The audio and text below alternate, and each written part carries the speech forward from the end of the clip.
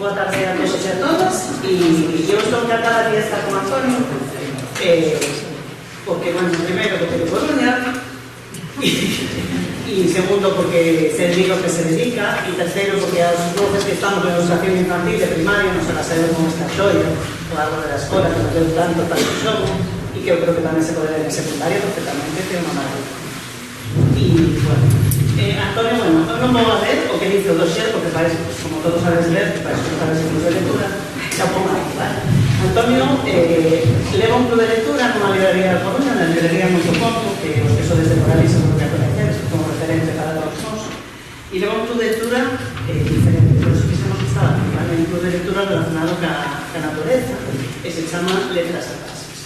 Unha amiga que temos en común, que é Esther, a la librería, pues sempre nos conta, bueno, ela está fascinada con ese club que forma parte. E sempre conta así, cando falamos, da capacidade que ten Antonio para hacerles entrar nesas lecturas que quizá nunca collerías porque son un pouco áridas, ¿no? E, sin embargo, esa mediación lectora se va a facer moi ben. E, bueno, creo que o club funciona moi ben, esa nos contará, e aprende moitísimo todos, ademais Antonio saca por aí de excursión, que eso é maravilloso, dices que seguro que se abriera unha lista de espera nos estarían cola para entrar no grupo de Antonio, ¿no? E, bueno, él lo define, e eu eso estou de acordo con ele, que Antonio, además de ser todo como aí, comunicador ambiental, escritor, ornitólogo, é un poeta, ¿vale? Porque non sabe transmitir a súa pasión por o mundo da natureza. Ahora está con la parte colaborando de Galicia, na revista Luces, e en outras moitas cousas, que se acaba de entrar en outras guerras. Tamén dirige a colección de Canandraca de Camina N, que vai por aí, pues por esa inquedanza que está aparecendo ahora, bueno, os objetivos de milenio, a Agenda 2030, todo este movimento juvenil que tamén está tirando a defensa do planeta, ¿no? Por esas novas traduccións que están aparecendo tamén de a literatura de natureza que ata agora non a tiñamos, que por sorte tamén estamos tendo un galego. Entón, bueno, de todo isto e de moito máis nos para falar Antonio. Bueno, moitas grazas. Sabedes o importante que ter boas amigas. A ver, moitísima rabia estar aquí escondido detrás da pantalla que xa se vou levantar se me presento. Bueno, moitas grazas. Efectivamente, vou facer un repaso por unha banda a tertulia que temos en a librería Moito Conto de Coruña, a tertulia Letras Salvaxes, pero sobre todo vou falar do xénero de literatura de natureza. Vamos a repasar un montón de títulos que considero importantes, esenciales para saber de qué va todo isto, e logo falar de por qué, desde o meu punto de vista, ten cada vez máis sentido a literatura de natureza e, por suposto, calquer tipo de literatura enfillada a natureza.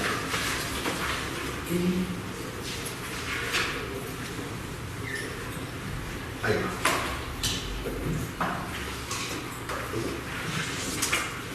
No se ve. Bueno, no se ve. No, no se ve. Y debe verse bien. Bueno, si no, no se ve a María. Qué raro, ¿no? Vamos a ver. Voy a ver. Sí. Ese o Se ve pequeño, pero no es grande.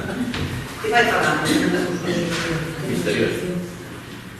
A ver si ponemos así. A ver si ayudamos, ¿no? Mira, eso también. ¿Qué? Vale. Yo no tengo aquí otro pinche. Intentamos.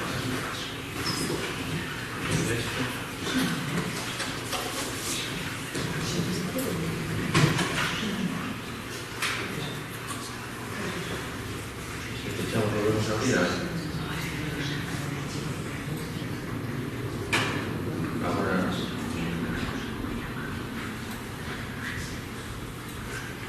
Va.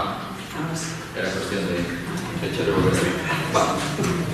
Bueno, pois efectivamente hai 3 anos Esther, que é a dona da librería Moito Conto, pois despois de moitas conversas, de faceros moi amigos, e a librería que teño debaixo de casa, ademais, foi moitísima sorte. Pois empezamos a falar da posibilidade de facer unha tertulia sobre literatura e natureza. Ela ali ten montadas varios clubs de lectura, de narrativa será diversa, una de poesía de outras bocas que leva Dones Tembrás, Perigosas criaturas para nenos de 9 a 11 anos, unha tertulia moi chula para ser unha librería, unha tertulia de feminismo que se chama La Tribu e outra de clásicos, de los clásicos. Estas dos últimas será deixa o espazo para que se reúnan ali os clubs de lectura. Entón propuso esta de letras salvaxes. En esencia, pois é unha tertulia como moitas outras, un club de lectura no que facemos propor un libro ao mes, que damos o penúltimo mércoles de cada mes todos para falar alrededor dele, e a partir de aí pues, empezamos a falar un montón de cosas diferentes, e despois, como a inmensa maioría de nós somos xente adulta, é dicir, que non hai xente de secundaria, pues nos imos a cear, seguimos falando. Falamos de moitísimas cousas, porque este tipo de libros, como veredes, tocan moitos temas diferentes. Básicamente, esa é a estrutura da tertulia. Como decíamos antes, tamén, unha vez cada trimestre, facemos unha discusión a campo. Seguimos falando de literatura e natureza. Literatura de natureza. Isto é o que decía ao principio. Que é isto? Cal é o concepto? Porque, se o pensamos ben, hai un montón de libros alrededor da natureza. Vamos a calquera biblioteca, a calquera librería, e empezamos a recoller obras nas que aparecen flores, pasaros, ecosistemas, etc. E hai un montón. Pero, que diferencia a literatura de natureza do resto de libros de natureza que podemos atopar en calquer lugar?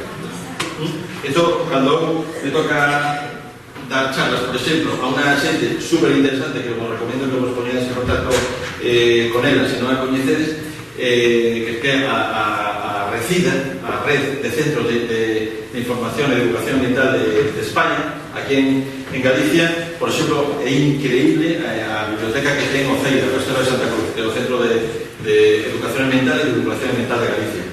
O CEIDA está integrado polo Concello de Oleiros, que presta o Castelo de Santa Cruz, a Universidade da Coruña e a Xunta de Galicia por parte da Consellería de Medio Ambiente. Pois aí teñen cantidad de información, fan cantidad de actividades. O RECIDA é a coordinadora a nivel estatal. E aí tedes cantidad de libros, cantidad de información, de todo o tipo que vai saindo. Bueno, pois, nunha charla semellante a esta que eu din en Barcelona en setembro, plantexaba a esta xente do RECIDA, se ti tes unha biblioteca ou mesmo unha librería, como escolles, como separas os libros de literatura de natureza do resto de libros que falan de natureza. Que é iso da literatura de natureza? Porque é un xénero bastante novo no noso país, cando fora é un xénero que xa ten bastante máis dun século de existencia.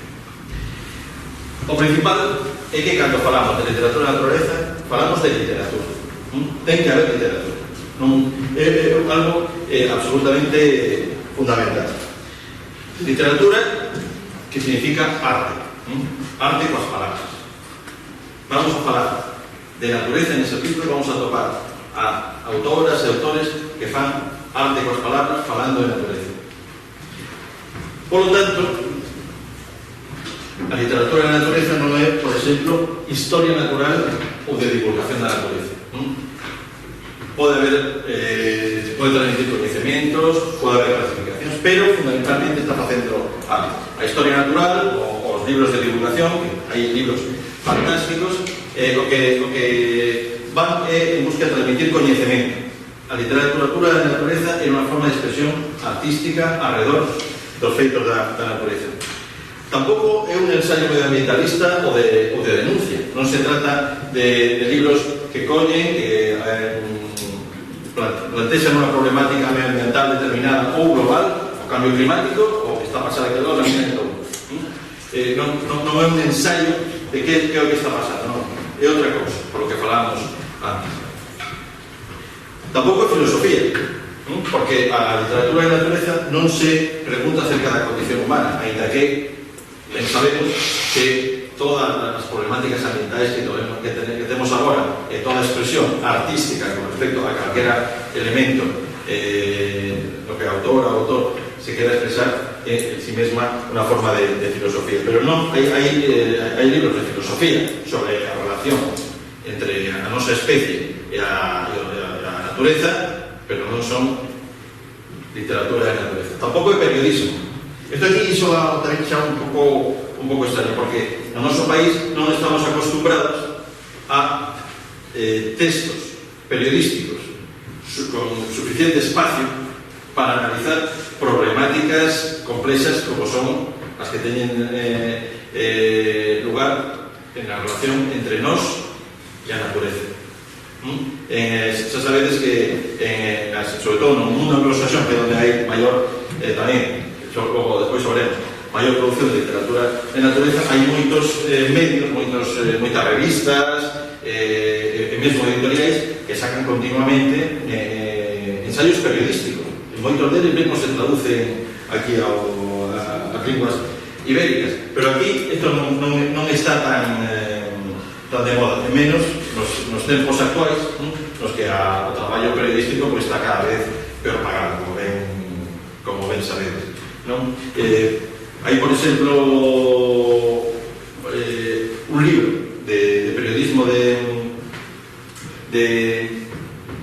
periodismo relacionado coa conservación da natureza que se estudia en todas as academias periodísticas de periodismo de Norteamérica. Aquí non está traducido, se chama, a traducción sería Encontros coa Arquidruida, Encounters with the Arquidruid. É un libro fabuloso de un periodista que nos anos 70 vai acompañando a un dos líderes ecologistas estadounidenses naquele momento e o leva a que faga conversas con tres das persoas que son a súa vez líderes no tipo de empresas que están destruindo de forma máis acelerada diferentes espacios naturais ou ámbitos naturais en Estados Unidos. Das conversas que surgen entre estos puntos de vista tan opostos, aparece este libro. É un libro que me gusta saber ler en inglés. A literatura periodística boa é estupendo, pero non é un libro de literatura de natureza. Por qué? Porque o periodista, con a súa propia condición, ten que manterse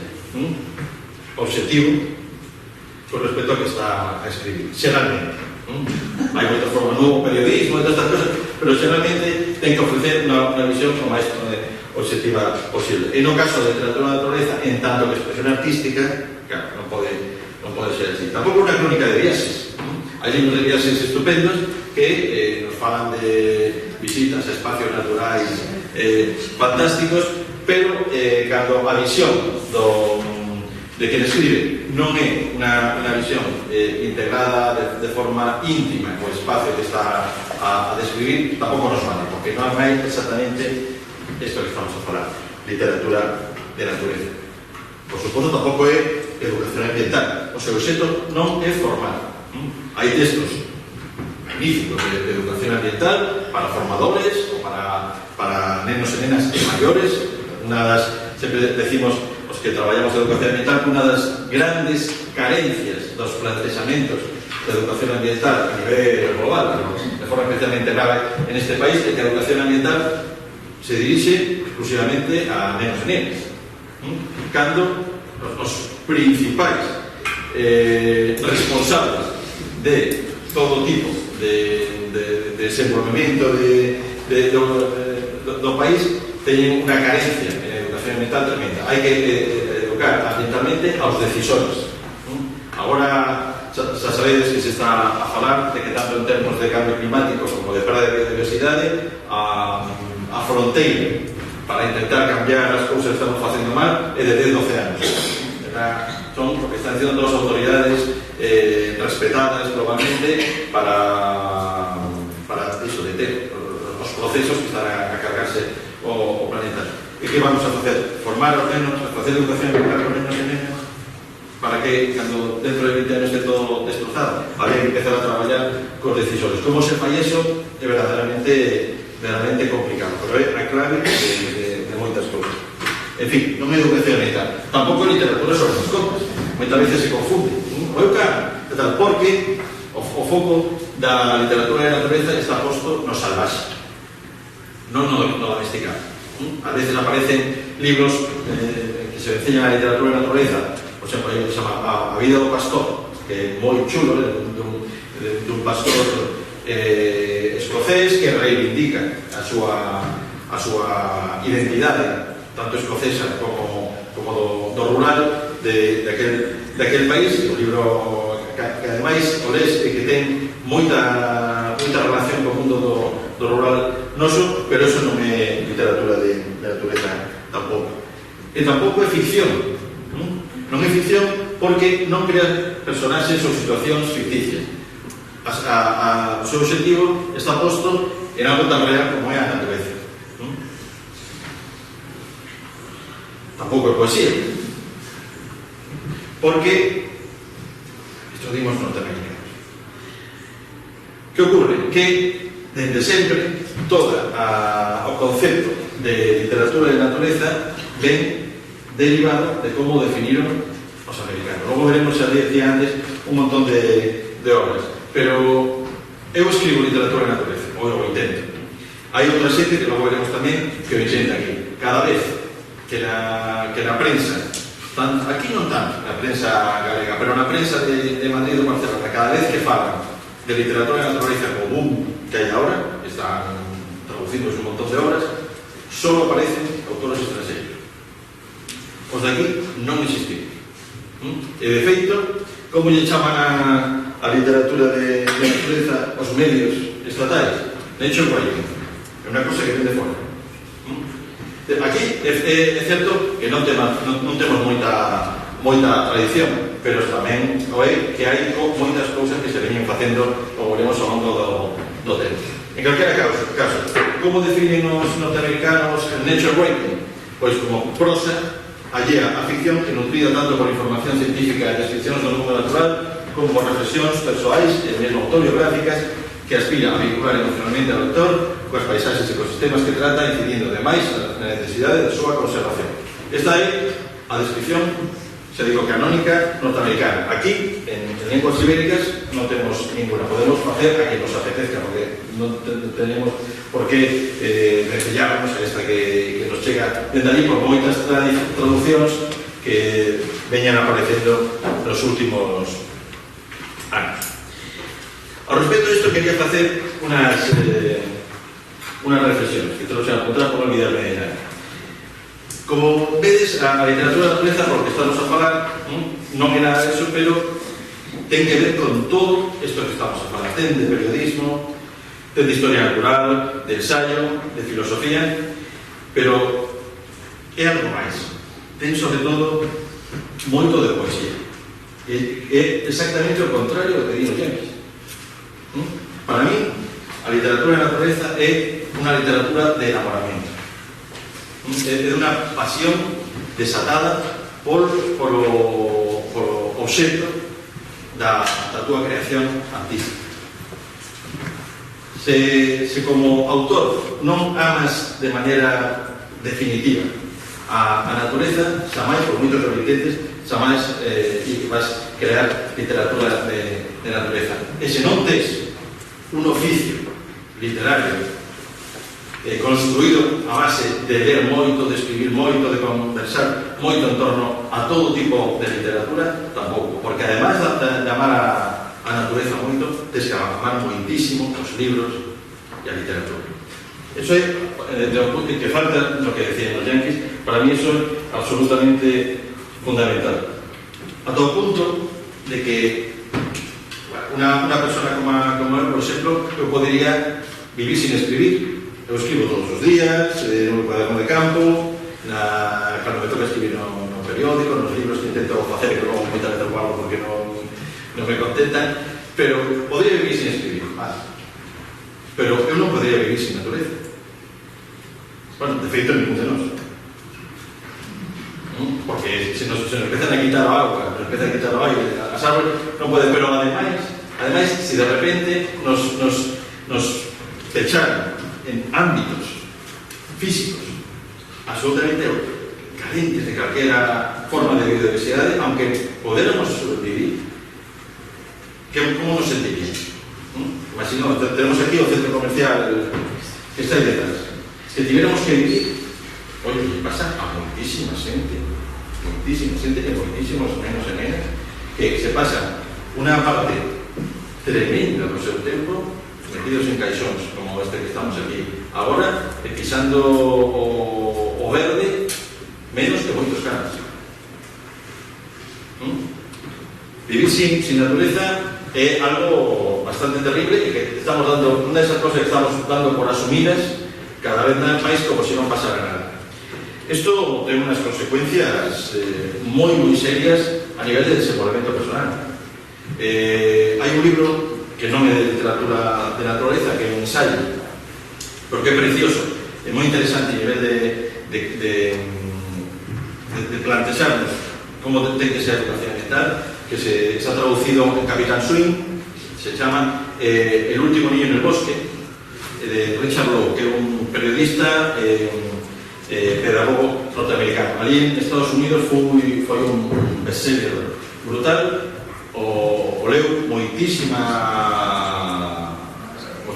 nais e pais, moitísimas ambas, e de feito provocou este libro que se empezara a xerar un movimento pedagóxico impulsado por nais e pais que se chamaba o New Nature Movement, e que foi que de elevar ao goberno de Estados Unidos a proposta de cambiar a lei de educación.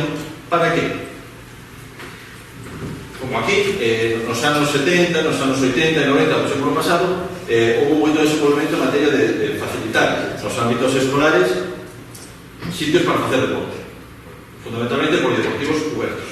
Houve moita obra e moito obra para facer deporte. Despois apareceron moitas aulas de informática, porque había que estar ao día, había que mercar ordenadores, pantallas, pizarras digitais e todo isto. Que din estas nais e pais?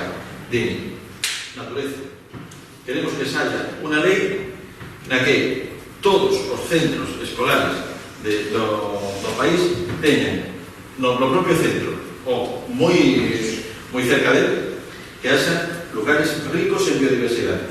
Así sexa unha charca, unha lagoa, un xardín, e se non o hai que crearlo, porque necesitamos xente nova, porque van ser os decisores e os cidadáns do futuro, que este capacitada en comprender os procesos ecolóxicos que nos facilitan a vivir. Entre moitas outras cousas, entre ser feliz e non ser feliz, de ter desenvolvemento persoal ou non, nos estamos capacitando cidadanía para facer frente aos enormes retos medioambientais que vai haber que xa temos agora e sobre todo que les van a vivir no futuro. Pero é que ademais aparecen, por exemplo, problemáticas como siguiéntanose a que me contaba a pediatra o meu fillo. Aí me contaba que quedaba apallado, non era capaz de creerlo, que cando levas a un neno, eu teño un neno, moito tempo, compañeros, moito tempo camiñando por lugares como este, como que estamos aquí, como que fixemos hoxe todo o día, chan, levamos lá, subimos no ascensor, subimos polas escaleras, bajamos polas escaleras, ou por o deportivo armas, e tal, que de repente a nenos que xa están así todo o día, a inmensa maioría, de repente o levas ao campo, empezan a camiñar por onde caminou a humanidade toda a súa historia, que por terreos nos que os pés que están feitos con almohadillas se van facendo o terreno, de repente volven a casa despois de 2 ou 3 días con así con unos problemas de tal, e os pais se preocupan e que lle doe moitísimo. Que pasou? Perdiu por o monte. Claro, isto nos fai gracia porque non é tanto problema, pero este Richard Lowe describiu unha cousa que se chama o síndrome por déficit de natureza. En que consiste isto? Consiste en obesidade, consiste en desenvolvemento extraño a nivel emocional e intelectual, en fin, de moitos outros problemas. Se buscades en internet de síndrome por déficit de natureza e desencontrar cantidad de información sobre todo isto. ata o punto de que agora, por exemplo, hai traballos aquí xa a nivel estatal, na Universidade de Autónoma de Madrid, creo que estaba, e agora en Córdoba, de José Antonio Corraliza, que é un pedagogo que está traballando con nenos e nenas con TDAH, levándoos ao campo, e os resultados son increíbles, non? E empezan a traballar moito nesto con eles, e, por suposto, as escolas bosque están cada vez máis de moda, porque os nenos e nenas que están aí teñen unhas experiencias e despois unhas vivencias, que unha forma de falar entre eles e de plantearse un mundo totalmente diferente aos que se pasan todo o día pechados. Bueno, a todo isto falamos de letras cando desde sempre onde estudiaste de vos naturaleza? En letras ou en ciencias? En humanidades ou en ciencias? Claro, falamos de literatura de naturaleza. Eu quero facerme imaginar, pois, que estivéramos aquí, que nos vínamos a un grupo de nenos e nenas de Galicia que queren escribir sobre a naturaleza. Dicen, vale, que estudiar? Eu quero expresar literariamente, porque eu saio ao campo e sinto cosas moi especiais. Sinto, cando estou vendo o outono, o cantan os pasaros, ou me sento no río, eu sinto cousas e quero expresalas, porque teño un espírito literario que estudio. A esa persoa que faz amandas a ciencias, porque se amandas a ciencias, a súa relación coa natureza vai ser todo iso que ti sintes non vale para nada, vamos a botar lejía así, porque non vale absolutamente para nada, pero se adaptamos a letras va a estar levantando aquí cando falamos de natureza, non fora as ciencias, porque aquí en humanidade falamos de cosas que non teñen absoluto nada que ver co mundo natural.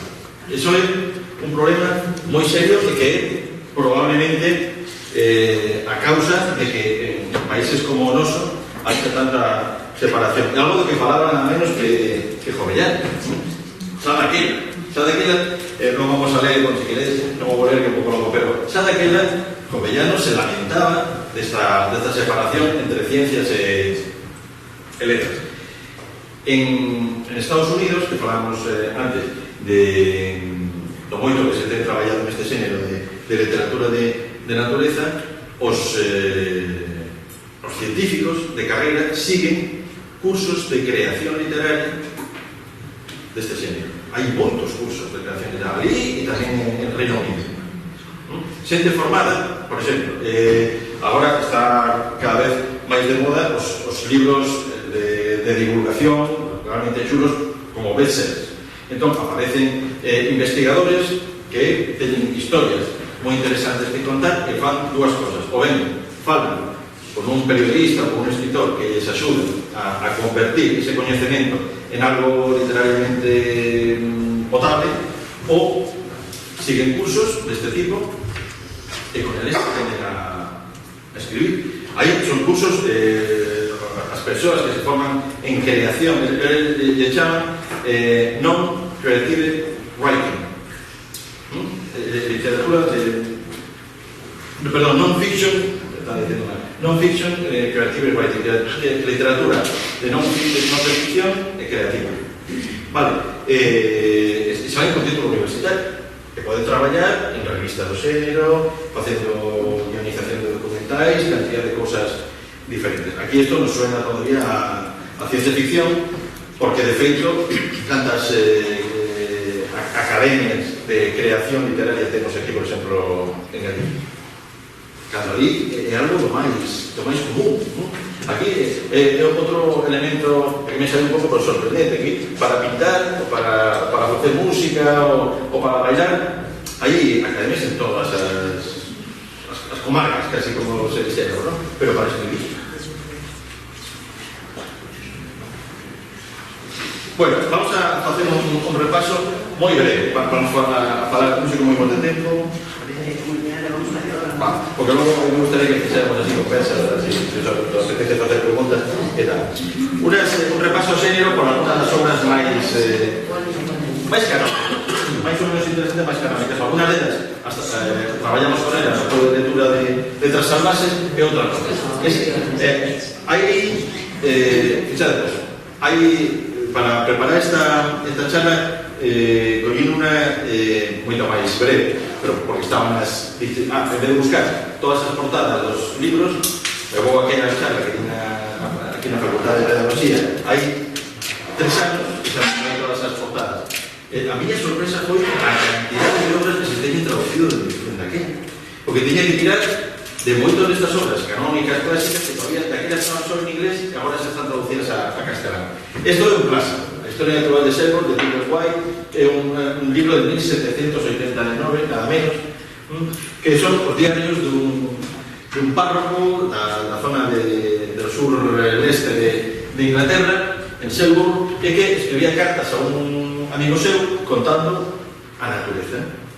Le encantaba, salía de paseo, y vi esto, otro está floreciendo. Llegaron las primeras andurinas que voan así, se están con los pequeños antes de comer de esta manera.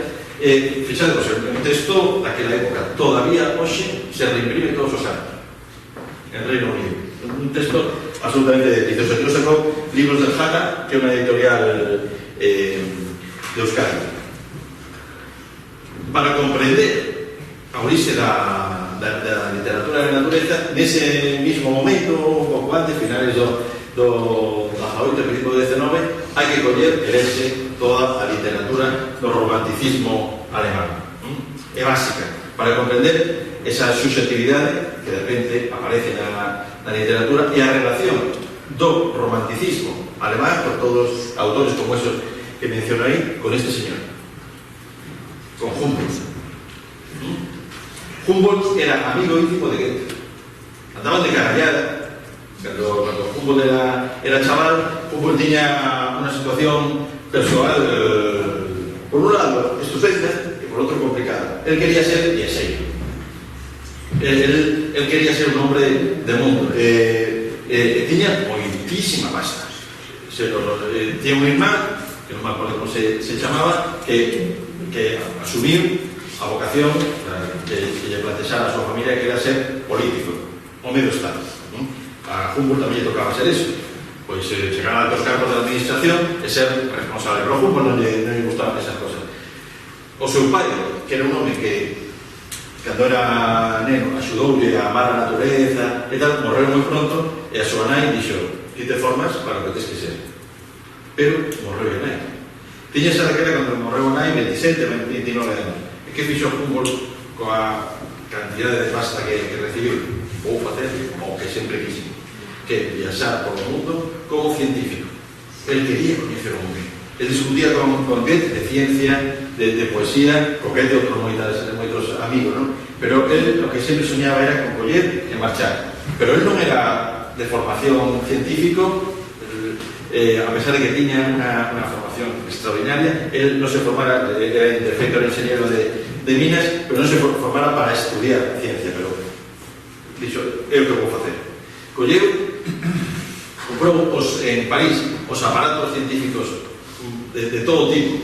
Hai uno que se chama oceanómetro, que era para medir o azul do ceo, cousa moi bonita, imaginar.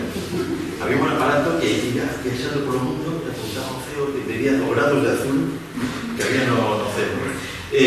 Marchou, pero el quería ir a Sudamérica, porque era o lugar onde na súa imaginación naquele momento ia encontrar as selvas e os mundos máis incríveis. Pero viaxar a Sudamérica era un problema, porque naquele momento Sudamérica era todavía española, había guerra entre España e Inglaterra, pero entre España e Inglaterra tiñan que os franceses tamén estaban en guerra, había un momento aí complicado. Entón, se ven a España, consigue, porque ten así bastantes vínculos con masonería, consigue que o reciban en Madrid e que lle dé permiso para sair de España cara cara a Sudamérica. Él quería salir de Cádiz, pero Cádiz estaba pechado Porto por la guerra con los ingleses. Entonces, ¿de dónde sale el fútbol? Da Coruña, Cano. O 5 de xuño. O 5 de xuño do ano 1789, cando se publica o libro de Gilbert White. Ese 5 de xuño de 1789 sale o fútbol da Coruña. Onte fixo 220 anos. É unha casualidade, se queremos, increíble, porque o 5 de xuño é o día do medio ambiente a nivel global. Ese día en Coruña celebramos, ademais, que alguén da importancia intelectual por lo que deixou para o futuro como fútbol, abandona a bella Europa con todas as concepcións do mundo do século XVIII e de repente se mete nun barco que se chamaba Pizarro, que marcha para cambiar totalmente, como di Andrea Wolf en este libro que é maravilloso, a invención da natureza. Humboldt nos inventa a natureza. Fai unha cousa cando chega, por exemplo, ao Chimborazo en Sudamérica, aí en Venezuela, que fai un debuxo que é moi famoso, que colle debuxa todo o monte do Chimborazo, empeza a poñer as diferentes ecosistemas vegetales que hai a diferentes alturas. Isto non se fixera nunca. Cando miramos o tempo que ven para mañana, vemos esas líneas de isobaras, eso o inventou Humboldt. Pero Humboldt, sobre todo, inventou como se conta a natureza de maneira emocional. Ata entón, a xente que estaba viaxando, os Cook, bueno, todos estos os que viaxaban describindo a partir de Linneo toda a flora e a fauna de todos os continentes, facían informes fríos, xeadores, non? Humboldt ven de volta desas súas viaxes, empeza a contar como se sentía, además de esta toda maneira, pero tamén como se sentía ante os espacios naturales. E claro, empeza todas as súas obras a ser un éxito literario brutal, o sea, que se traducen a cada vez máis idiomas, e Humboldt xa sabe, dá nome a moitísimos lugares do mundo, e cando el morreu hubo manifestacións de dor de ceas de milleiros de persoas hasta Nova York. Bueno, foi algo increíble, e deixou pegada esa forma de escribir e moitísimos escritores que lle leron. Un deles foi Darwin, que fixo outro tipo de literatura. Un deles foi Darwin. Desde o noso punto de vista, a literatura e a natureza, o máis importante é este señor, Thoreau, que ía Humboldt constantemente.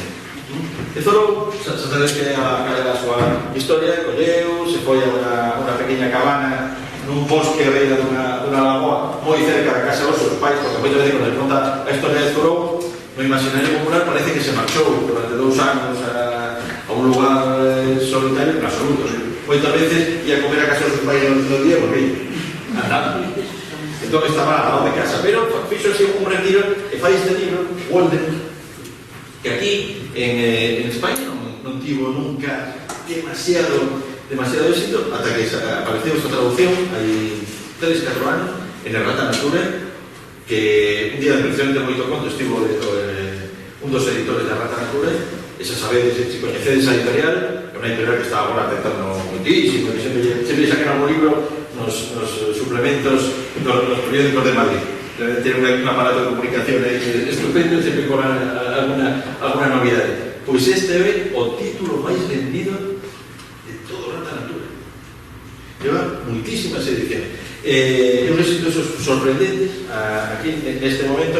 Despois de se teñen editado moitas outras obras de Thoreau. Thoreau que fai? Dá un paso máis que Humboldt, empeza a falar de filosofía, de formas de ver o mundo, empieza a plantearse a sí mesmo en relación coa natureza.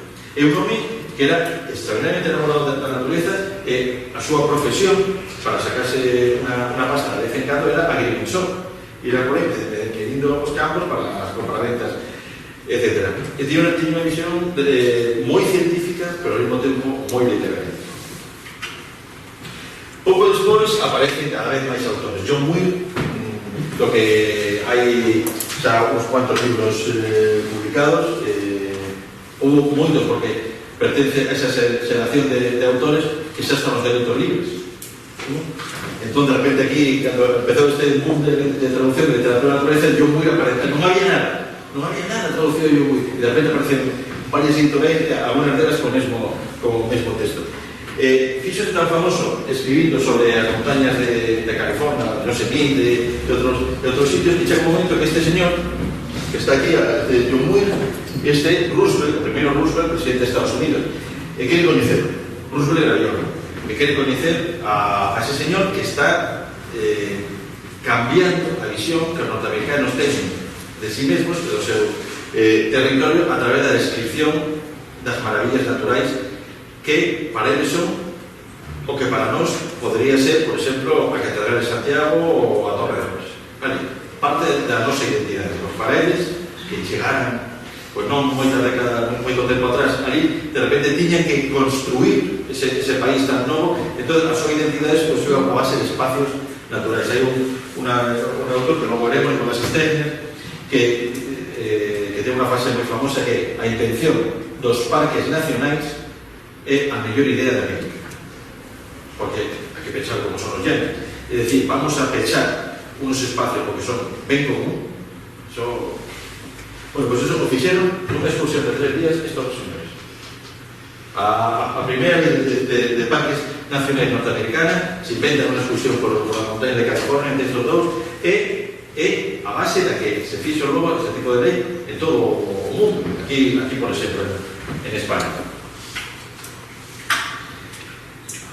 Ao mesmo tempo empeza a ver escritas semellantes noutros lugares do mundo. Este libro se me coñece seguramente por a película, onde Sul falan o libro é unha maravilla de descripción das aventuras de un oficial ruso en compañía de aquel señor de Dalí, que de Sul falan, que era un indígena da zona máis oriental de Siberia.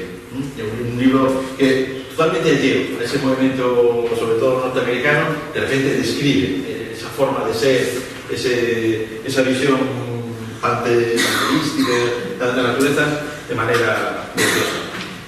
Vamos avanzando así rápido no tempo, e a mediados do século pasado aparece outro autor de gran importancia, que é Aldo Leopold, que aquí se acaba de traducir este libro, se lee un año en Sand County, en inglés de Sand County Almanac, que o pai do concepto de ecoloxía novo, que é ecoloxía profunda, que o que ben plantexar no seu momento foi moi rompedor, agora tamén non é que o ser humano non é máis que unha peza máis do resto da biodiversidade. Nos saca os humanos do foco, nos fomos creados a imaxe de Deus, nos saca dese foco e somos unha peza máis. Entonces, lo que temos que facer é conservar toda a natureza, e ni siquiera para nós, a natureza por sí. O libro tamén ten unos parágrafos e unos momentos preciosos de descripción das súas vivencias en este lugar condado de Sand County. Pouco despois, a finais dos anos 50, primeiros dos 60, o ecoloxismo pega un salto a nivel popular tremendo con esta muller, Rachel Carson. Rachel Carson era bióloga mariña, moi preocupada por a situación da biodiversidade de Estados Unidos neste momento, sobre todo por a pérdida de poblacións de aves. Escribe un libro que é A Primavera Silenciosa. Ese libro denuncia con feitos moi potentes, pero con muitísima poesía, a desaparición das aves, que era o que chamaba esa atención, por culpa do abuso de todo tipo de pesticidas xerados por a industria agroquímica, que algo que pasou ali, que pasou aquí en Europa. De repente había que alimentar unha poboación que non paraba de medrar, e a industria dixo: vamos aquí a botar todo o que faga falta para matar insectos e malas ervas polo campo. Empezan a morrer, pero bueno, a descripción será de que pasado morrían, caían as aves mortas, e esta muller decía: bueno, que atención pode ter esta situación sobre os humanos que conviven coas aves, non? Foi un impacto tremendo o de Rachel Carson. Agora acaba de publicarse bajo el viento oceánico por parte de Rata, pero os recomiendo especialmente este libro. Este libro es un libro muy creativo, en el sentido del asombro. Creo que hay una edición en galego, pero no a tope estos días. En diciembre, porque me comentaron que había una edición en galego en el sentido del asombro, que se ha ido ahí poco. En 4 eventos. En 4 eventos, sí. Creo que sí. Bueno, pues esta é a historia moi breve de un paseo que fai Rachel Carson con seu sobrinho por a beira do mar. O sobrinho ten 4 anos e fala da necesidade de que, un pouco do que contábamos antes, ¿no? Da necesidade de que os nenos e as nenas teñen experiencias no medio natural para desenvolver eso tan esencial para a humanidade que é o sentido do asombro. Hai un momento, antes falábamos de ciencias e de letras, hai un momento na formación das persoas na que les decimos que todo relacionado con a natureza é ciencia e que a ciencia, como ten que ser, é objetiva e fría, non pode ser que inventamos conceptos de noción a la hora de escribir científicamente, de descubrir científicamente o mundo, que si yo que perdemos para a humanidade a posibilidade de relacionarnos como persoas emocionalmente coa natureza, e se perde ese sentido do asombro que temos todos de cativos.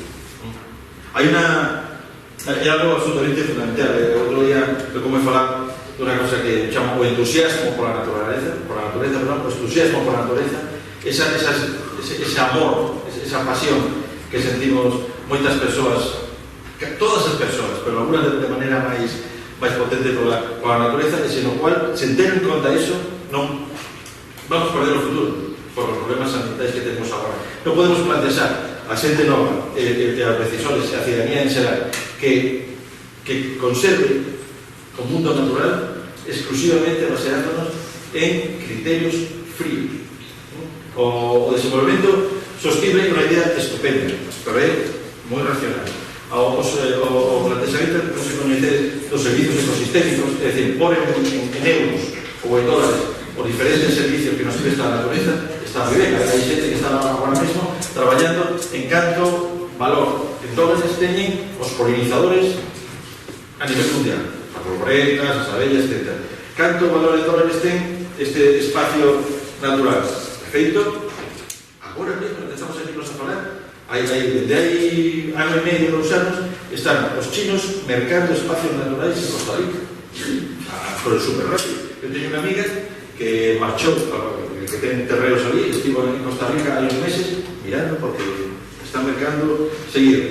Hai o que fan os chinos que mercan polos acuíferos que hai debaixo. A agua va a ser un dos grandes tesoros do futuro. En Costa Rica hai moita agua, hai moitos bosques, entón están empezando a mercar aí, pero tamén porque agora se empezan a mercar espacios naturais como antes se mercaban bancos, o que se chama bancarización da natureza, que ten moita xente que apoia, moitos economistas que traballan do outro verso, e que o mundo está feito como está feito, e se non somos que de valorar económicamente os espacios naturais, non somos quen de explicarles as grandes empresas cando fan desenvolvemento tirando dos recursos, que iso non pode ser así.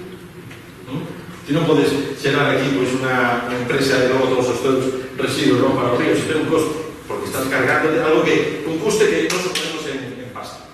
Bueno, outras persoas non están moi de acordo, pero isto nos derivaría do que estamos a falar. Pero unha vez máis, un plantexamento racional da conservación da natureza e da conservación nosa. Como facemos, como construímos un plantexamento emocional?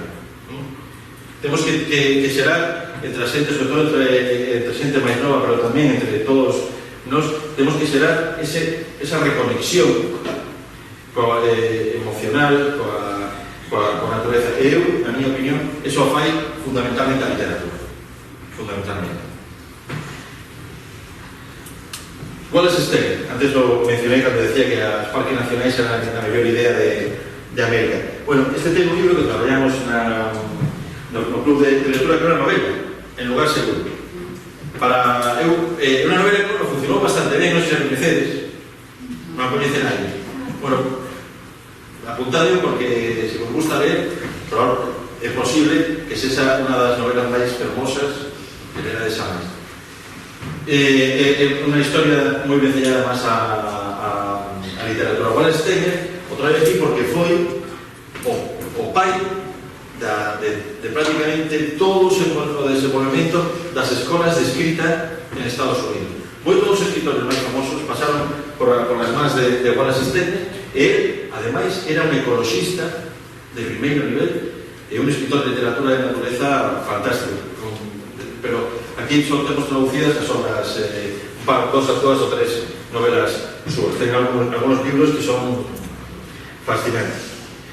Deu clases, entre outros, a este señor, Edward Abbey, que ten aquí traducidos ao castelán estes dos libros, El solitario del desierto, que é maravilloso, e a banda de la tenaza. O da esquerda, son o recordo das súas vivencias como guarda nun parque nacional norteamericano. A dereita é unha novela moi divertida e moi gamberra, que están a facer unha película para ela. Son libros dos anos 60, 70, xa hai tempo que morreu Edward Abbey. É un tipo moi especial porque fai un planteamento da vida na natureza dun punto de vista totalmente punk. É unha visión moi diferente, pero moi enriquecedora para a lectura. Esta, Annie Dillard, escribe este libro no ano 73, unha temporada en Tinker Creek, traducido por Errata de Memoria. É moi curioso. A mí é un libro que me gustou moitísimo.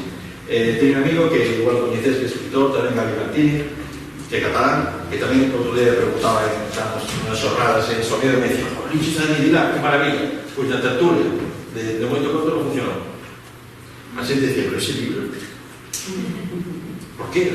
Era o bien como unha cosa que se decía: "¿Por qué se tomaba esa seriedad antes de ponerse a escribir?". É curioso, se tedes a oportunidade de mirarlo, a ver que pasa con este libro. Ten tanta son ali no seu país, Annie Dillard, que mesmo recibiu unha medalla especial por parte de Obama no seu día, con el reconocimiento de toda a súa carreira. Outro autor fascinante, Parry López, que ten este libro Sueños Árticos. Este, por exemplo, algunas obras que estamos a mirar son un pouco complicadas para a cruz de lectura de secundaria, pero este, por exemplo, é estupendo. Aquí xa vamos con autores que van chegando cara ao noso tempo e que é máis fácil traballar con nenos e nenas. Dos que falamos antes, algúns sí, pero aquí xa vamos van aparecendo máis. A historia das súas experiencias no Ártico, sobre todo canadiense, Alaska, e tamén nos anos 70, empieza a introducir moitos elementos de transformación da natureza e que estamos a facer, non? Hai unos textos moi bonitos. El leopardo de las nieves, de Peter Martinsen, hai varias edicións de Siruela. É a historia de un autor moi ecologista, moi coñecido. É a historia deste señor cando marcha para a cordillera do Himalaya con compañía de naturalista en busca do leopardo de las nieves. É literatura de natureza e literatura de clases fantástica, tamén dá para traballar cos nenos. De Wilson, hai algunos... Wilson é o pai do concepto de biodiversidade, tamén norteamericano. É un científico que é constantemente mencionado nas candidaturas ao Premio Nobel de Ciencia, pero é unha persoa que, sendo norteamericano, que é totalmente reacia ao planteamento religioso da vida, non? De feito, especialmente crítico con a Iglesia Católica, non? É complicado que lle den moitos premios e tal. Ten cartas a un joven científico que é estupendo para os nenos, e tamén naturalista, que a súa vida, a súa formación como naturalista, unha historia moi bonita. Ele gustaba moito as aves, pero levou un golpe con a rama nos ollos que non xa non podía ver de longe, entón adicouse ao único que podía, porque era de unha familia moi pobre, que eran as formigas. Dedicouse as formigas, cando tiña 16, 17 anos, ele xa se escribía con todos os estudiosos das formigas de Estados Unidos, e de repente lle ofreceron, como sabían que non tiña dinero, algúns deles: "Oye, se queres ves traballar a facultade, pues buscas hormigas, que tienes moi capaz buscando formigueiros e tal", e empezou empezou a traballar por aí, e ten un premio Pulitzer sobre formigas, que hai tempo que non debe estar agora mesmo descatalogado. E logo este libro, A conquista social de la Tierra, un libro de filosofía, de literatura de naturaleza, tamén moi bom. Bueno, en Reino Unido, que deixamos a Gilbert White, hai obras de Tentón moi chulas. Este tamén é estupendo para os clubes de secundaria. Circo a Locrana. É a historia deste señor, Gavin Maxwell, que merca aquela se podía facer nos anos 60 unha lontra nun comercio de Londres e se vai vivir con ela a Escocia. Hai unha película tamén. Entón, son todas as supervivencias coa lontra en Escocia. El intentou traballar el sol nunha das illas Hébridas como pescador de tiburón peregrino. Naquela época, aquí en Galicia tamén, había moita pesquería de tiburón peregrino e sacaban o fígado e daí se tiña un aceite moi interesante, sobre todo para a perfumería e tal. Entón, a súa historia aí, o libro era unha maravilla, moi chulo. Está en hoja de lata, editorial. Este J.J. Baker é un autor do que hai 5 anos non se sabía absolutamente nada, ni siquiera cando morrera. Que se considera esta obra, el peregrino, sobre falcóns peregrinos, a obra cumbre da literatura de naturaleza, tanto en Norteamérica como en Reino Unido. Escrita, publicada no ano 67. Todavía foi traducida aquí o ano pasado por parte de unha editorial argentina que se chama Sigilo.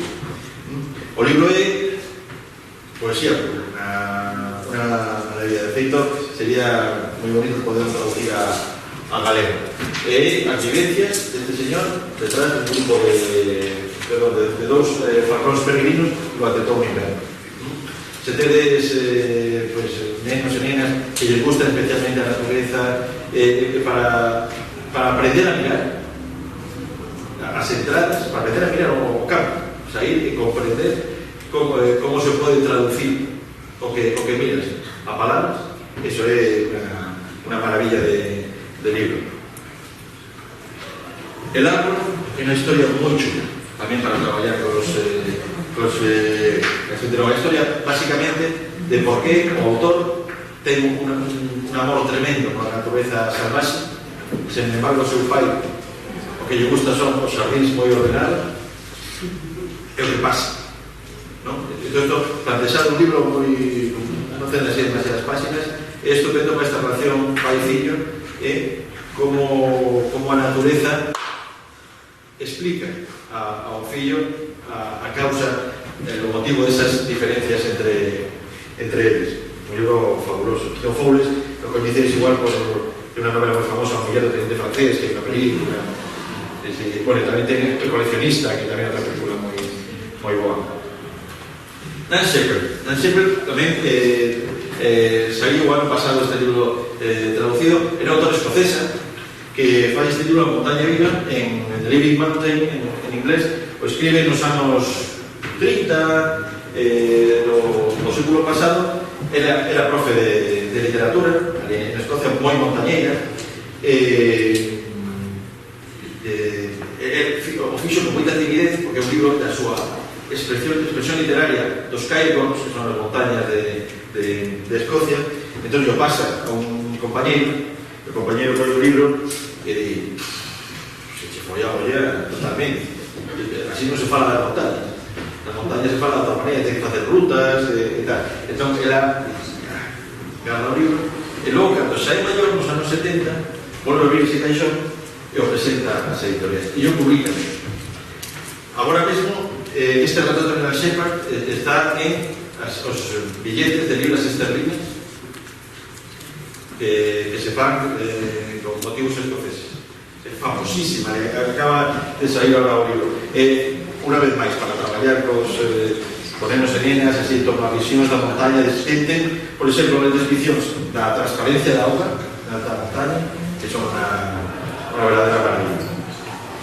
Por suposto, Yellow Turner.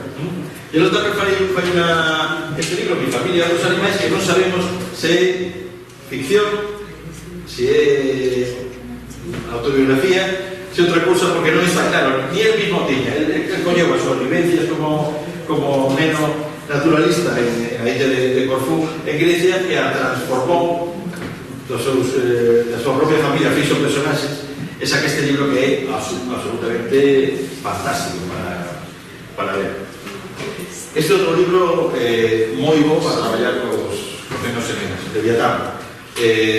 Vai sobre a caza de baleas, a destrucción da población de baleas do mundo, como son as baleas, como sinte e pensan as baleas, porque vamos a ver, e a figura de Melville, o autor de Moby Dick. É un libro que está francamente moi ben. E logo, o pai da renovación o estudo e impulso da literatura de natureza en Reino Unido, este señor Robert McFarlane ten moitas obras moi chulas, pero trouxe esta, porque a tengo traducida ao galego, que é Corredoira, unha traducción fantástica de Xesús Fraga. É un libro cativo con unhas ilustracións moi bonitas de Stanley Dongo de Dan Richards, e que o relato dun paseo, o recordo dun paseo por unha corredoira que fai McFarlane con un amigo seu.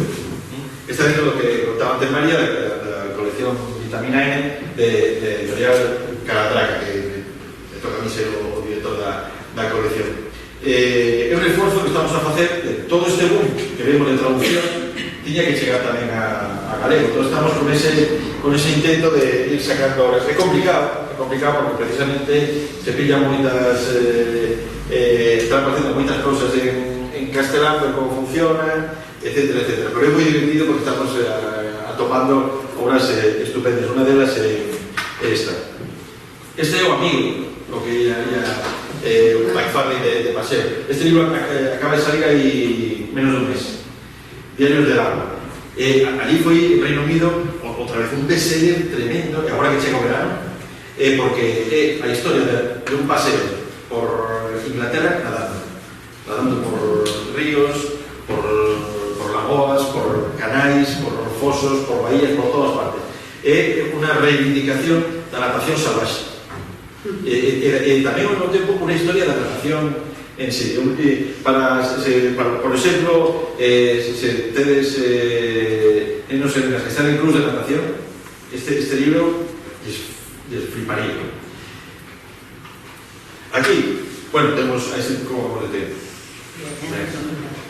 tenemos institución libre de ensinanza, tenemos, bueno, autores como Félix Rodríguez de la Fuente, que facía unha divulgación que de vez en cuando se metía en temas máis propios de literatura de naturaleza, pero hai un autor que, sendo científico, a mí me gusta muitísimo como escribe, que é José Antonio Valverde, que é un dos fundadores do Parque Nacional de Doñana, e ten este libro que non se está descatalogado ahora, que é Los Lobos de Porla é unha zona do norte de Zamora. Entón, conta todas as historias que foi atopado no século XX en relación entre a xente de ali e os lobos. Ten algunas pasaxes, pero é unha edición bastante cara que sacaron a Landalus, ediciones hai tempo, non sei se agora se atoparán. Logo, por suposto, está Joaquín Araujo, que é moi coñecido. O propio Joaquín Araujo, moitas veces, cando te colles o libro de Félix Rodríguez de la Fuente, abres con textos Joaquín Araujo. Daquela, ele escribía moitísimo para, mesmo, traballou de guionista para Félix Rodríguez de la Fuente. É un home que estos días celebraba 50 anos de dedicación á divulgación da natureza, a facer educación ambiental de diferentes medios, etc. Eu lle preguntei así cal era o seu libro máis, lo que lle gustaría máis ser recordado, falando da sonata del bosque. Logo temos Jesús Garzón. Non hai moitos. Como decía ao principio, é un xénero, a literatura de naturaleza, que hai que rebuscar bastante para topar cousas. Jesús Garzón ten algúns momentos na súa obra, un escritor extremeño. Este libro en concreto de la Sierra de Llano fala un pouco a súa experiencia de naturaleza. Francisco Curroy ten este libro del Leopardo de Atlas, que tamén está un pouco decellado a isto. Juan Goñi, este libro tamén parece que é moi chulo para traballar en os clubes, porque é unha visión moi persoal da vida no bosque. Agora era informático, deixou, era un informático que lleva bastante ben, e de repente teve unha crise persoal, deixou todo o seu traballo como informático e decidiu que se dedicara a ser guía de natureza nos bosques de Navarra. Entón, esta é unha homenaxe literaria que fai aos árboles, aos bosques, aos mitos navarros relacionados co bosque, e ten así moitas narracións por medio de momentos de pura descripción literaria dos bosques. Víctor J. Hernández, o traio aquí, é autor, pero sobre todo unha persoa que fixe un esforzo moi potente por, dentro do mundo editorial, publicar libros de literatura e natureza. De feito, agora acaba de lanzar o primeiro premio de literatura e natureza en castelán que tenemos aquí en España, que en outros países hai moitos, aquí é a primeira que o fai. E logo, noutras linguas tampouco hai demasiadas cousas. O máis tal que podemos atopar é Joan Maiol, que dende hai moitos anos director xeral de conservación das Illas Baleares. Ten este libro, que é o nacimiento do grupo ornitolóxico balear, que son historias persoais relacionadas con a natureza moi simpáticas. Aquí, pois, a nivel estatal hai pouco, e en Galicia pois temos ainda menos. Hai que ir buscando. De feito, seguro que vos coñecedes cousas, porque eu sempre vou por aí pregunto, aparecen cousas, e vamos a ver autores tanto en castelán, o sea, obras feitas en Galicia tanto en castelán como en galego, porque non hai moito que atopar. Eu atopei, por exemplo, a Real Enciclopedia Galega, que decía que o ensayo é un xénero moi reciente na historia da cultura galega, e fala de que empezaría de 1916 a 1936, en fin. Aquí tenemos os seminarios de estudios galegos, que sí que tiñan un planteamento tanto científico como emocional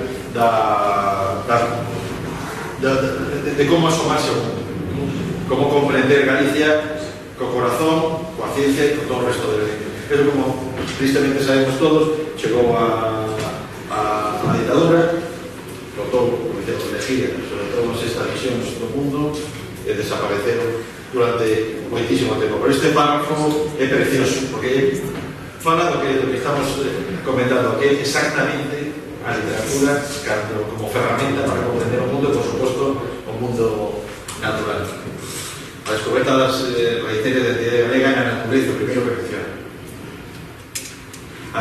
Temos, agora mesmo, decía outro día la Voz de Galicia, que o 25% das talas forestais que se producen anualmente en Galicia teñen lugar no norte da provincia de Coruña. Pero non en Galicia, non, en España. En Galicia, prácticamente a verdade. O 25% das talas forestais de España no norte da provincia de Coruña. Creo que se tala.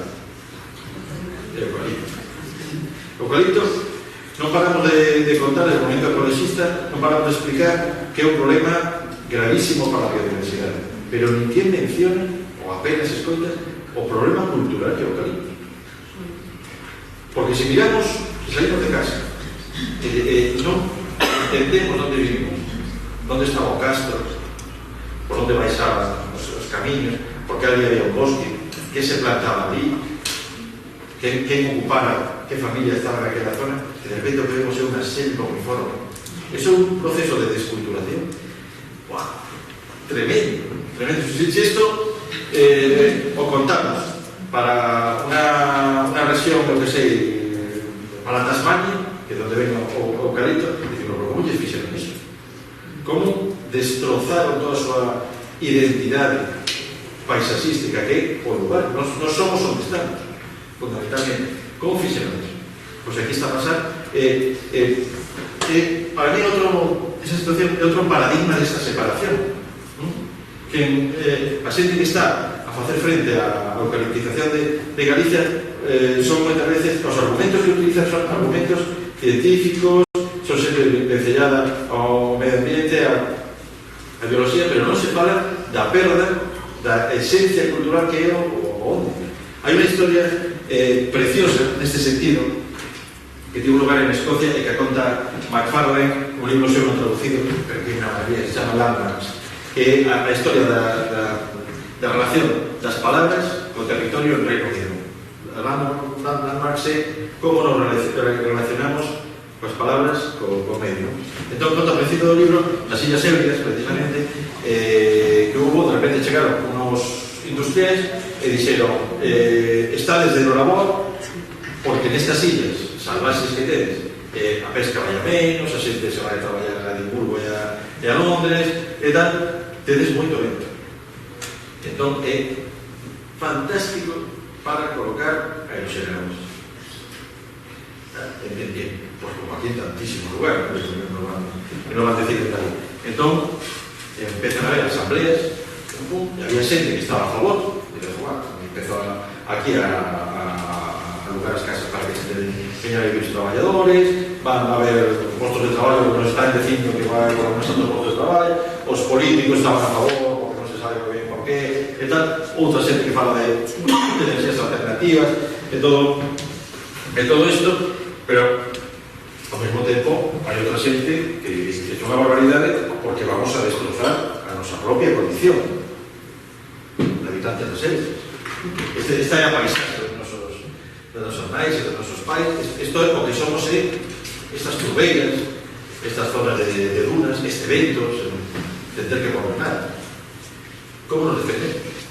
Entón, apareceron, chamaron a medioambientalistas, a biólogos, empezaron a falar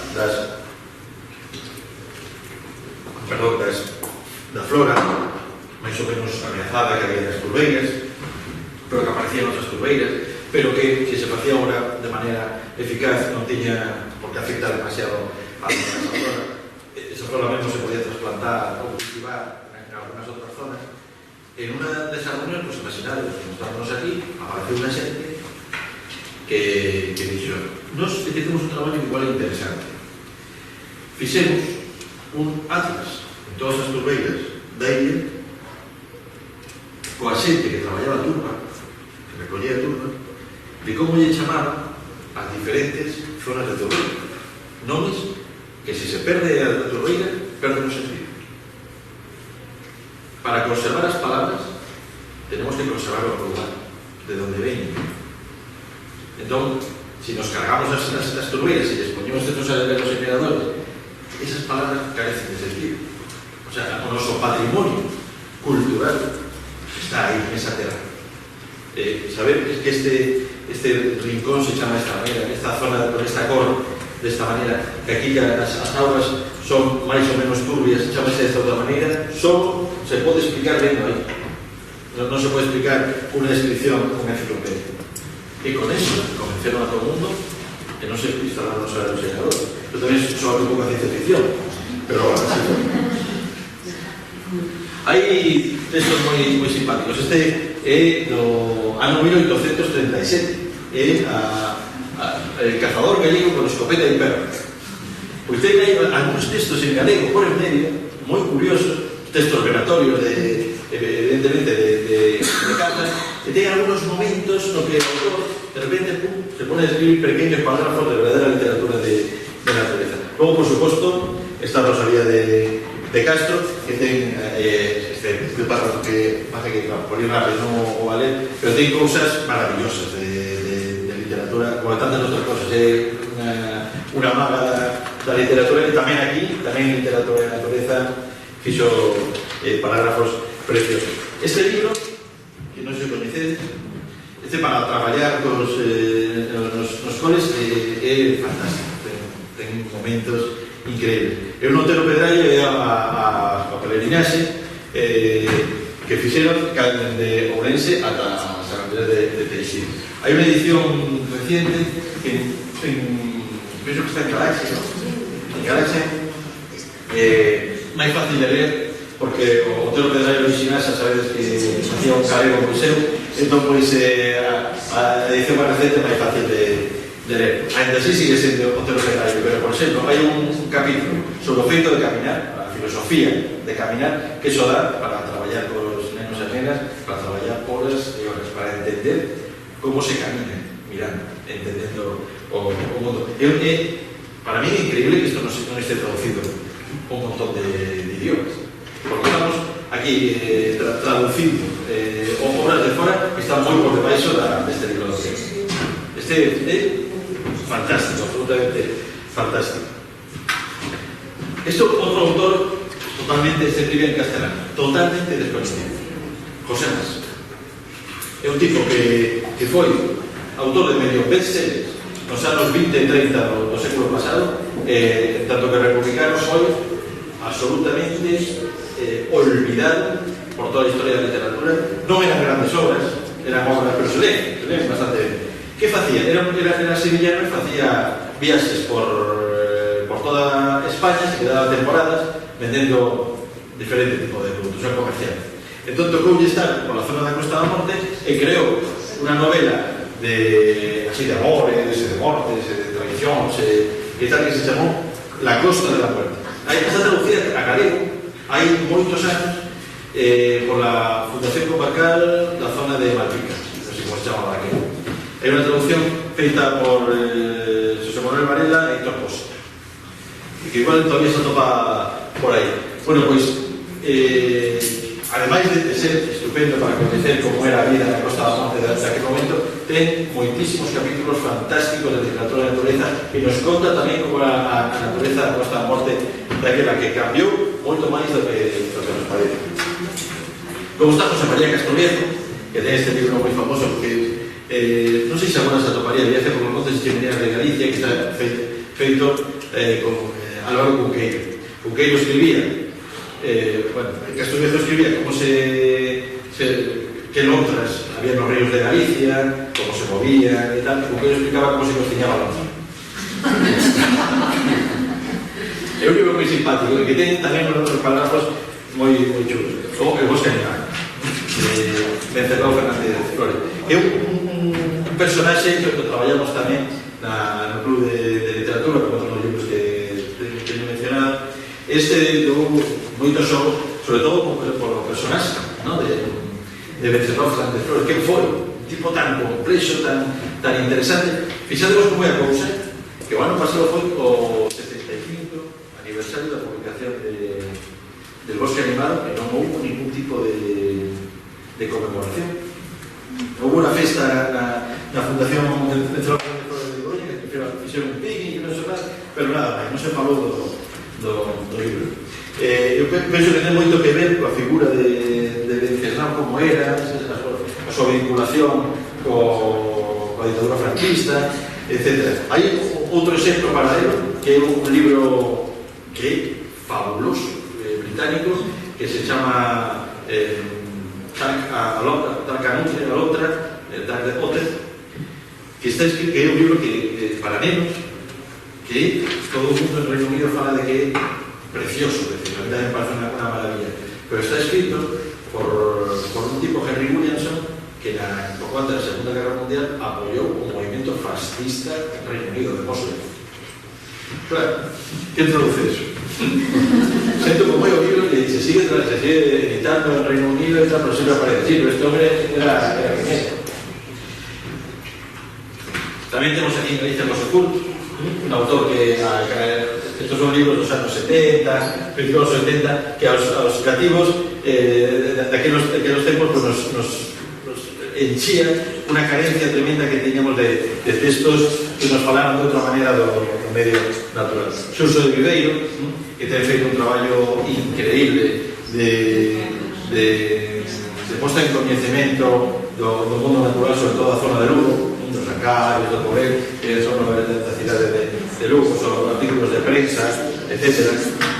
Manuel Rivas ten moitos artículos fantásticos que son pura literatura de natureza, pero este libro en concreto, En Salvarse Compaña, que imagino que xa o lerades a maioría, é estupendo para traballar cos nenos. Os animais falan, ten moita relación coas persoas, relación entre mortos e animais, un libro fabuloso. Sabedes que me salto últimamente o que decían os antes, de que non pode haber ficción en literatura de natureza, non? Para mí sí.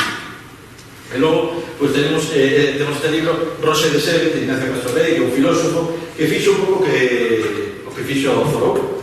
Se foi a unha zona de Courel durante varios meses e foi escribindo os pensamientos que iban saindo da súa relación coa natureza ali aillada. É un libro que publicouse de maneira así moi cativa e dos anos 80 ou ou así. Agora hai unha reedición máis recente. E logo estos son os libros meus. Pero teñen unha historia. O trouxe porque Para que se ven as aves publicouse no ano 2011. Eu non fun quen de atopar que moi editar aquí. Tive que ir, pensei en sacar un PDF porque estaba escrito, que tiven que acudir a Tundra, que falaba antes de unha editorial de Valencia, para que me publicara. Porque me dixeron, un libro de pasaros que dis que é literario e que non ten bases. Como se ve? Ni de broma. Bueno, pasado o tempo, o libro, decido contentísimo con ele, pero moitísimo, e agora estou de director da colección Vitamina N, que en galego xa saquei a torre, non? Isto é moi pouco tempo, o sea, todo isto vai super rápido. Que o que ten libros como todos estos dos que estamos a falar, que a súa lectura, eu penso que vai xerar, como me xerou a mí, que o autor, a mí a maioría dos libros en inglés, vai xerar creación. Porque contábamos ao principio a literatura como ferramenta fundamental para coidar o mundo. E vai xerar creación. De repente vai xerar esa capacidade mimética que temos os escritores, eu quero facer iso desde pequeno, non? Eu quero facer iso, me gusta eso que estás contando, o que conta, de que conta, como tal, eu quero facer a mesma historia. De feito, hai pouco fixemos un obradoiro de creación literaria en torno a natureza no Castelo de Santa Cruz, como falaba antes, funcionou moi ben, foi moi entretido, aprendemos todos, me tocou a mí ser o profe, pero vamos, a xente, hubo momentos realmente máxicos. E facer isto cos nenos e nenas, un obradoiro de vamos a coller, vamos a ver algunos exemplos de literatura na natureza, e vamos a ir ao bosque, ao xardín, ou á praia máis cerca, e o que facía cos alumnos era cada un se vai durante 2 horas a un rincón e describe o que ve, o que sinta. E logo compartir o que quere, porque había persoas que eran incapaces de compartir, e mesmo que se emocionaban. Porque cando estamos en mitad, por exemplo, de un bosque, non só empezamos a escribir, relacionate emocionalmente con o que estás a mirar, non ten nada que ver con escribir unha biblioteca ou un ordenador na casa. Eso é moi impresionante. Empezan os festivales de literatura e natureza, como os contaba antes. Foi en outubro do ano pasado en Barcelona, el Festival de Literatura, que foi un éxito inesperado, muchísima xente, funcionou moi ben. Xa para rematar, quería compartir con vos algo, unha idea así un pouco tal que teño pegadas de animais salvaxes. A humanidade aprendimos a relacionarnos con a natureza, con o noso fogar, co medio, a través da lectura. Da lectura da natureza. Ao fin e ao cabo, cando collemos a nenos e nenas, o levamos ao campo e se explicamos, o que aspiramos é a que aprendan a ler o alfabeto da natureza. Eu teño a idea de que os primeiros relatos, os primeiros poemas, as primeiras historias, as primeiras autobiografías foron a narración das excursións de xente como esta, de unha recreación evidentemente, das excursións de caza ou de exploración que desde o fogar, a cova, o lume que tiñan, facían grupos de humanos, marchaban e volvían. E tiñan que contar por supervivencia, tiñan que compartir que era o que viran, o que toparan, e mesmo que sentiran, medio, por exemplo, cando voltaban. Eran exploradores. A nosa condición é especie curiosa, exploradora, a especie da conversa. Esa xente marchaba e a natureza e volvían. E que facía era a literatura da natureza. Contaba o que atopaba. Contaba se había os bisontes, ou se había un río moi grande, ou que eso por aquí por ali, se de repente naquela zona había un tipo de vegetación diferente que semellaba que podía anunciar un clima máis cálido, moitas cousas. Eu penso que quizáis a primeira forma literaria que existiu, o primeiro xénero literario que existiu, foi a literatura de natureza, de que emanou a poesía, porque hai cousas da natureza que só se pode explicar a través da poesía, e, por suposto, a narración. Que che pasou? E que che pasaría si? Que nos pasaría si? Bueno, pues de todas estas cousas falamos, de moitas máis, falamos no Club de Natureza, facemos excursións, evidentemente isto foi hai pouco aí por la zona de Oleiros, onde a Coruña, en fin, moitísimas gracias polo convite, se queréis así seguir falando, facer alguna pregunta, pues é encantado. Vale.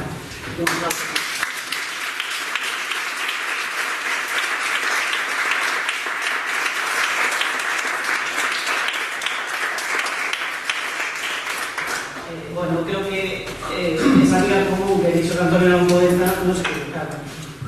Me voy a contar un montón de cosas las que dicho Antonio y creo que, bueno, o máis valioso para mí, creo que foi toda, e creo que para todos e todas os que estamos aquí, esta cantidad de recomendacións que nos deixan para que podamos traballar, bueno, nos e tamén compartir con o noso alumnado.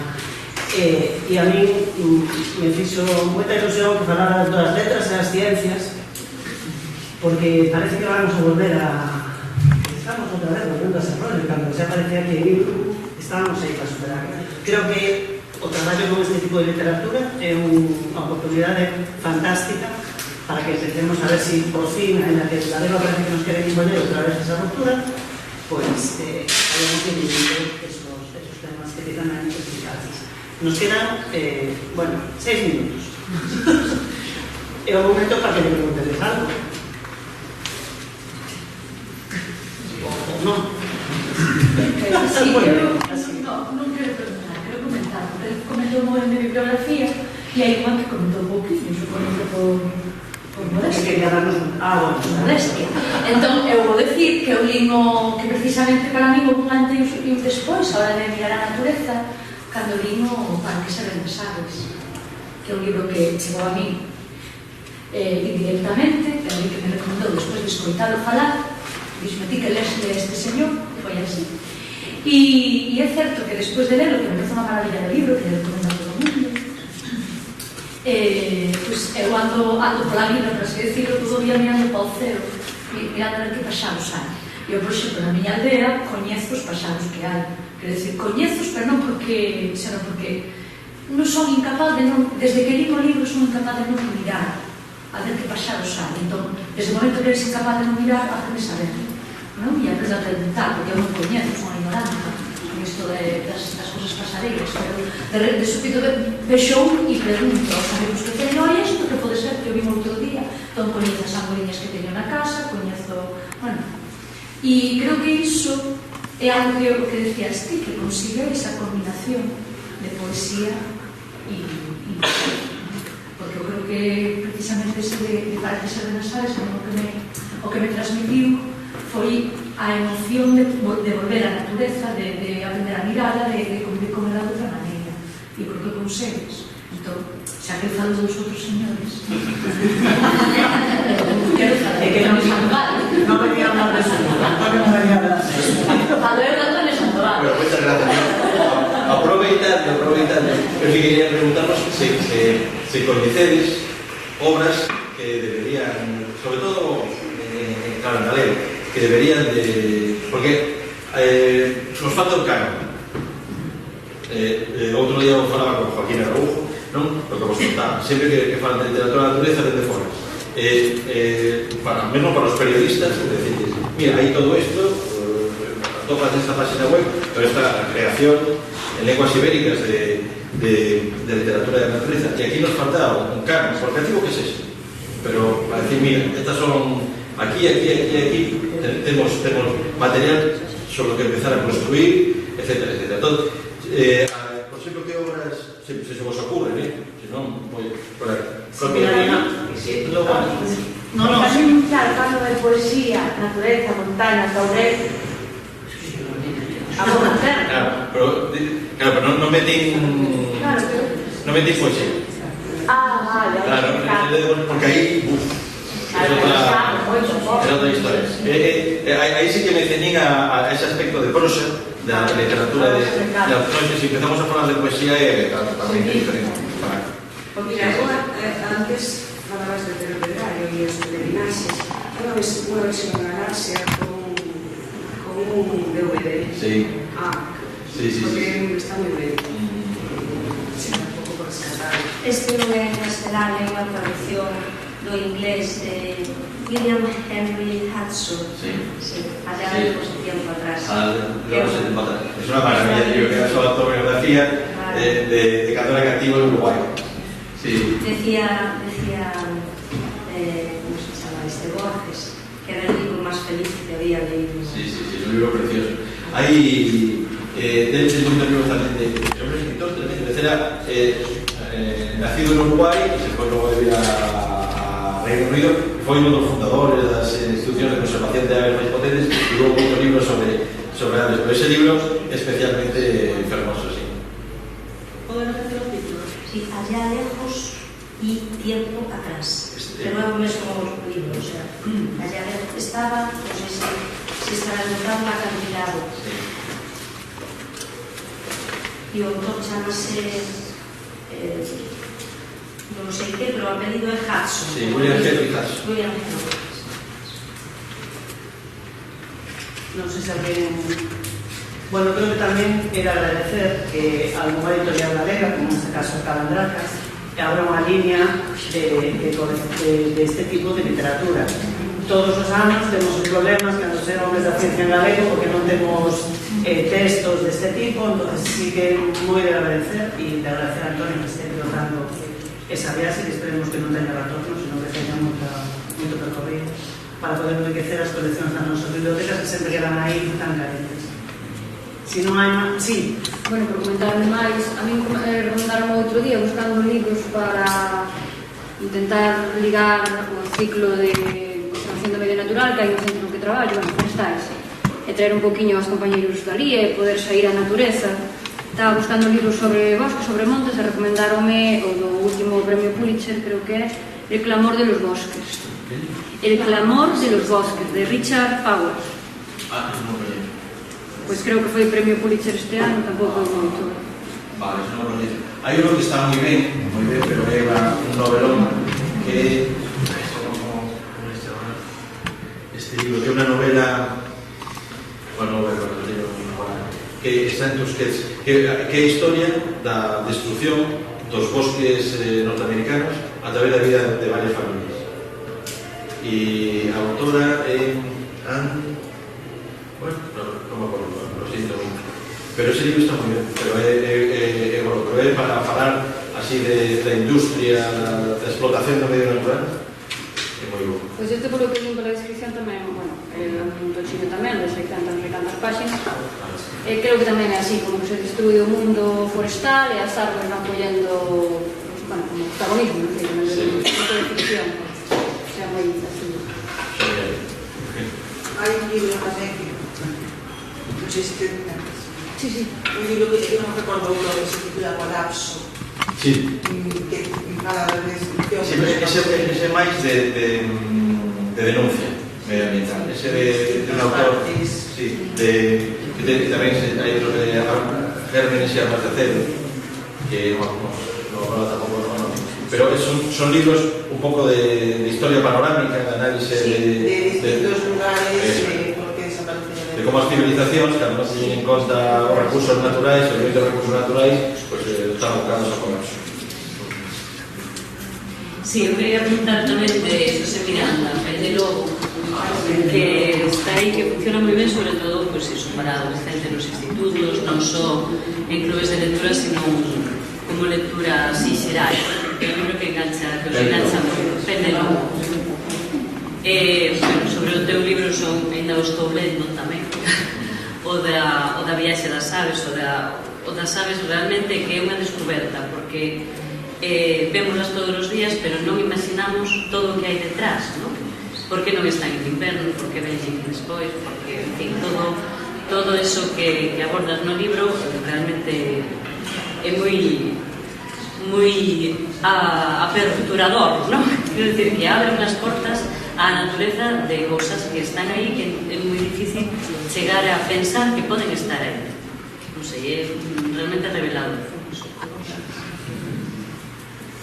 Y descubrimos que tenían nombres raros. Sí. Porque yo sabía que había pajaritos, arbolitos, y ahora leyendo los archivos de Antonio, pues sabes que tienen nombres y que hay cosas muy curiosas, ¿no? Que en algún lado son soronas, en otros son... Hay una gente que en el tema de los aves está haciendo un atlas de los nombres de las aves en gallego. Que a mí eso me parece muy curioso. Eso es increíble porque hay nombres casi por parroquia.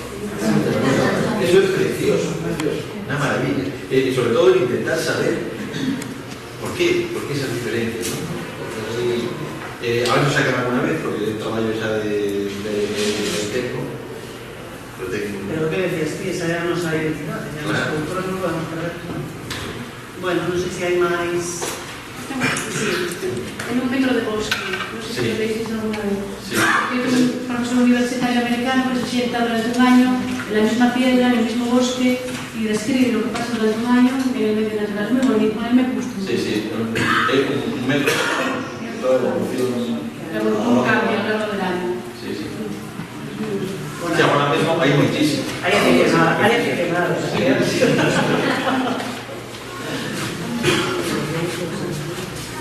Sí.